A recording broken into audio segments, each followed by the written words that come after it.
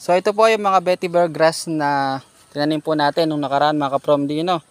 So ito po ay mahigit 2 buwan na po. Yan, at ngayon lang po ulit po natin nagamasan, kaya ano po sila, hirap po silang makalaki. At yung iba po ay hindi rin po nagtuloy na mabuhay. Pero nakabuelo na po yung iba mga ka-from Dino. Yan, medyo malaki na po at dumadami na yung kanila pong mga mga katawan, mga puno po nila. Yung ilang mga binhi ay lumalago na. So yan po So ito naman po ay kailangan lang pong gamas-gamasan. Para lang tanglad po yan eh. Hindi na po kailangan na abunuhan. Kahit ganyan lang siya. Ayan po, tingnan nyo. Nagsanga-sanga na po siya. Mahigit 10 na itong isa na to.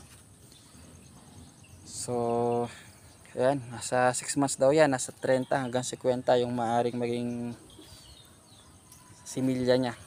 So pag hiwa-hiwalayin po kasi yan eh, parang sa tanglad din yun. So malalago na po yung iba mga ka-from Dino. At ito po ay napakaganda nga nito na nakakatulong para makontrol po yung mga pagguho po ng lupa, dahil yung ugat po nito ay talagang lumalalim po ng napakalalim.